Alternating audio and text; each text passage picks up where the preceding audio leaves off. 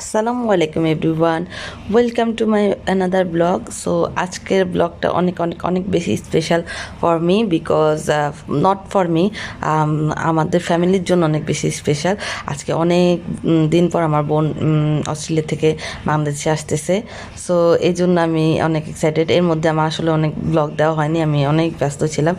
Video করেছে but upload দেওয়া হয়নি। তো যাই হোক, আমি আজকে টাইম করে এডিটিং করে ভিডিও আপলোড দিলাম। তো এই তো আমি আমার আম্মুর পাশে গেলাম, আমার ওইখান থেকে আমরা ওকে রিসিভ করতে যাব। এই তো আমি আমার ড্রেসটা চেঞ্জ করে ওর জন্য একটু ফুল টুল কিনলাম, ফুল টুল কিনে ডিসাইড করলাম যে আমরা যাব।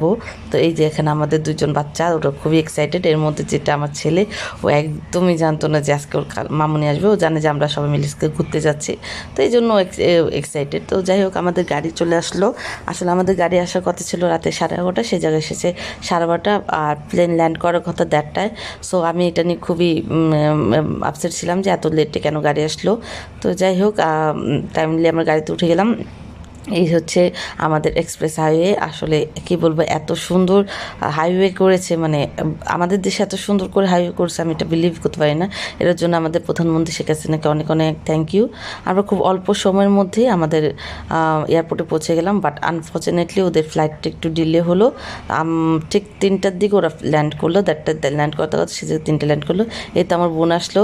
আমার ছেলে তো পুরো অবাক, কারণ ও জানতোই না যে ওর মামুনি আজকে আসবে। ওকে বলছে আমরা ঘুরতে যাবো, ওই যে ও মামুনিকে জড়ায় ধরলো। আর আমার বোন আম্মুকে পেয়ে মানে খুবই খুশি, আমার আম্মু আমার বোনকে পেয়ে অনেক খুশি। তো যাই হোক, এই তো সবাইকে ওর আমার 2টা ভাগ্নিকে 2 হাত দিয়ে জড়ায় ধরলো। তো এরপরে আমার বোনের হাজব্যান্ড আসলে লাগেজ নিয়ে পিছনে আসতেছিল। তো আমার ছেলে বারো যে শুনতেছিল নুসু পাপা কোথায়, নুসু পাপা কোথায়।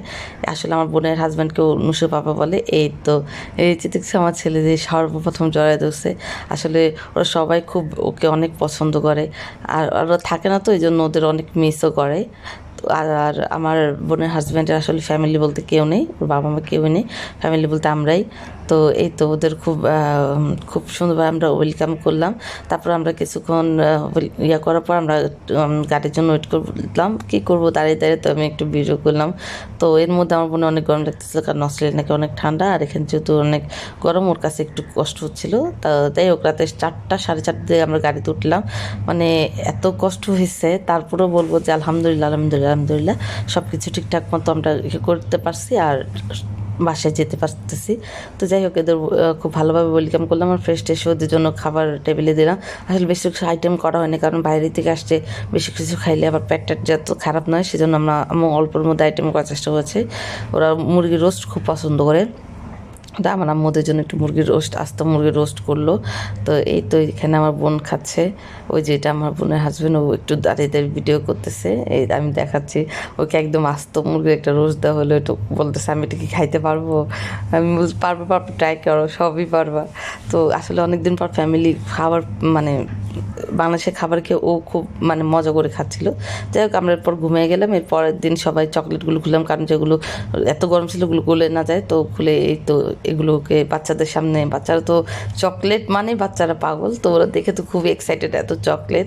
এরপর আরও কিছু লাগেজ করলো, এখানে কিছু শ্যাম্পু ব্যাগ, এগুলো আমরা ওপেন করলাম। তো আমাদের বাচ্চাদের জন্য ওরা একটু কিছু টুকিটাকি মানে দুষ্টামি, জাস্ট বাচ্চাদের মন রাখার জন্য কিছু জিনিস আনলো। আসলে ওরাই চয়েস করছিল, ভিডিও কলে দেখাইছিল যে এটা নেবে ওইটা নেবে, তো ওগুলোই ওদের জন্য আনা হলো।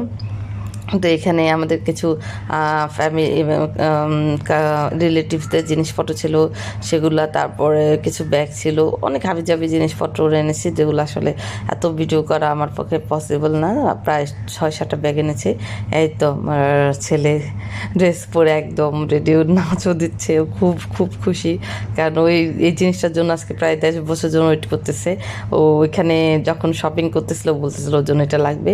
তো এটা হচ্ছে আমার বড় ভাগিনা, ওকে সবচেয়ে বেশি ফানি লাগতেছিল।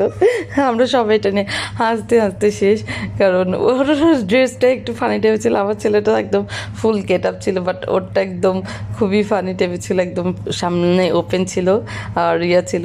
এটা ওদের আসলে ওদের দেশের হ্যালোউইনে এইসব ড্রেস পরে বাচ্চারা মানে করে, ঘুরে ফেরে করে। তো ওই সময় আমার বোনে মার্কেটে গেছিলো, ওদের মানে তখন ওরা দেখে বলতেছে আমার জন্য আনো, আমাদের দেশে তো এগুলো পাওয়া যায় না। তো আমার বোন ওদের জন্য এটা কিনে আনলো। তো ওরা অনেক এনজয় করলো। তো পরের দিন আমরা আসলে কেকটা কাটাইনি, আমার বোনের মেয়ের জন্য আমরা ওয়েট করতেছিলাম। তো আসছে, ওকে নিয়ে আমরা কেকটা কাটলাম। তো ওর জন্য একটা ড্রেস আনছে, ওটা একদম অনেক সুন্দর লাগছিল, কালারটা অনেক সুন্দর লাগছে। যে এই যে ও আসছে, এই যে। তো যাই হোক, এখানে আমাদের ব্লগটা শেষ করলাম। Thank you for watching my video.